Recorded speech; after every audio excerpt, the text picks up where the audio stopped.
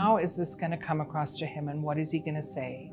And so we sit him down, and my mom looks at me and I look at my mom, and we share the news that we have come to believe in the Jewish Messiah of Israel. And I was waiting for his finger to kind of go to the front door and say, leave, and never come back again. You had a very specific moment where you actually realized that he is actually who he said he was. What was that moment for you? I was in my bedroom, and for 13 years, I had thought, I just can't believe in Jesus. It's just a line I can't cross. Yeah. And it was that moment of realizing, actually, I didn't have to betray my Jewish heritage to believe this. And it was this big moment of change for me, because I thought my whole life I wanted to believe this. So for 13 years, it's like, I want to believe this, I want to believe this, and I can't. I just can't do this to my grandparents. Yeah. What was holding you back? Well, my grandparents had narrowly escaped the Holocaust, and for them, that was the ultimate betrayal. For me to say that I believed in Jesus, I would be becoming a Gentile. It was like a knife wound for them, and I adored my grandparents. Yeah. I just felt like I could not do that to them. It was like, how could I do this to them if I loved them? But how did you hear about Jesus in the first place? I had close neighborhood friends that we went and played at, and I used Jesus as a curse word. That's all I knew. Right. And she said to me, my mom said, if you're going to play at our house, you can't use Jesus's name like that. And so in an instant, I knew that Jesus was something very different to them. Yeah. And if I wanted to play at this house, I needed to figure this out. So it just created a curiosity for me of who is this Jesus that's a curse word for me, but for them, something sacred. Okay, so a curiosity develops into a desire to believe in him. Correct. And how did that happen? There was this insatiable hunger to want to know more. And so I figured out that if I sleep over on a Saturday night at their house, I get to go to church with them. Right. And I don't think my mom fully realized this. So that was kind of what happened, is like, I figured, hey, my parents are gardening on a Sunday, and there's nothing wrong with gardening, but I get to go to hear about God in a place of worship. And so that was how it started for me. What was your family life like? It was just a loving, adoring home. And it was because of that I felt like, how could I do this to my grandparents, who I adore so much? Yeah. I just can't do this to them. And how did you come to know that faith in Jesus was a betrayal to the Jewish people psychologically, in the psyche of the Jewish people? How did you come to find that out? The Holocaust.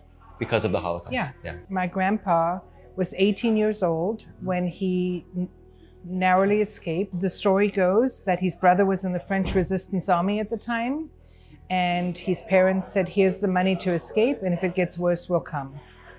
And none of them escaped. So I grew up with that narrative, and then they would talk about that. Not often, but I knew what they had been through. Right.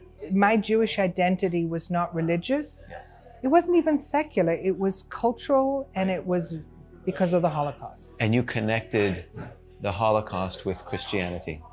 I knew that it was us and them. And if I was going to believe in Jesus, I was going to be on the other side of the equation. That makes sense. And what changed then? One night, I read Stan Telchin's book.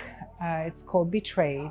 And that's how I had felt my whole life. The title was like, if I believe in Jesus, I'm going to betray my heritage. I'm going to betray my people. I'm going to betray my grandparents. And here was a religious Jew who had come to believe in Jesus. And I thought I was the only, I don't know why, but I thought I was the only Jew in the whole world who would consider something as crazy as believing in Jesus. And here was someone who was religious, was part of a synagogue, was a leader in a synagogue, and was believing this. And I thought, oh my gosh, I actually can believe this. I'm not betraying my heritage to believe this. So my mom reads the book, and a number of other circumstances in her life bring her to a place of coming to accept that Jesus was the Messiah. And actually, my mom had a fuller orbed realization than me. For her, her entire life changed. And she then was like, okay, Nikki, you got me here, and you're not leaving me here alone. Like, because I was kind of like, yeah, this is true. I had my aha moment, but I'm heading off to college, and she was relentless. So she became a follower of Jesus, and we were baptized together, but we were secret believers. We didn't tell the rest of our family. How long were you guys keeping it a secret? Yeah. A year. Okay. And then someone lovingly said to us, you know, they're going to find out. We live in a tiny town. My mom was the town hairdresser. Everyone knew everyone. Yeah. Someone's going to tell you. Someone's going to tell them. Yeah. It better come from you. So my grandmother was off playing bridge that day, and we went and told my grandpa. Were you like? No, I was shaking. Trembling, yeah. Yeah. I still have a visual remembrance of what that was like. Wow. Of how is this going to come across to him, and what is he going to say? Right. And so we sit him down, and my mom looks at me, and I look at my mom, and we share the news that we have come to believe in the Jewish Messiah of Israel, that he is Jesus. And there was this like pause. And my grandpa was bigger than life kind of personality, and I was waiting for his finger to kind of go to the front door and say, leave, and never come back again. So when he was silent, that's what I thought was going to come. And instead he said, Mazel Tov. I believed since 1949 that Jesus is the Messiah. You're kidding me. I'm sorry. It's a pretty amazing story. So wait a second. You guys were living in secret. Mm-hmm. But he was also living in secret as a secret believer. Yeah. What was that moment like for you guys as a family to come together? I'm like, well, how did this happen for you? What happened? Okay. So he shared that in 1949, he was actually in America. He sold a very rare form of fur coat, and he was looking to export this product. He was here with my grandmother, and on the way back on a ship, he met a Lutheran pastor. And the Lutheran pastor sat with him and opened the Bible with him and told him about Jesus being the Messiah. And he said it made sense. See, that's what I'm talking about. A lot of people that come to faith in Jesus come to it intellectually as well. Yeah. It's not just it feels great. I'm part of this community and they love me and it's fun and it's different and it's not what my parents are doing. Right. This makes sense.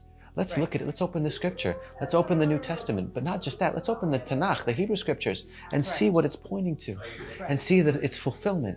He had that intellectual understanding that Jesus was the Messiah, but didn't know what to do with it. So from 1949 until 1990, he's kind of dormant in his faith, aside from this intellectual understanding. Okay.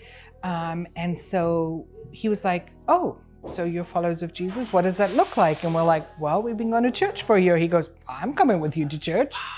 And we were like, wow. And yeah, we're going to get baptized. Oh, I want to get baptized. So it was just this like, well, and then my grandmother comes home that day.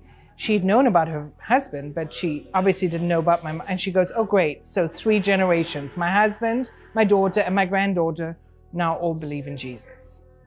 I mean, that she came home from her bridge game that day to find that out. Okay, this just keeps getting better and better. Okay, so... This is all in 1 year, mind you. Way back in 1990. And so she was one of those classic people that said, I don't need to believe all of this, but I'm not being left in the dust. I'm coming along. And so she came with us to church.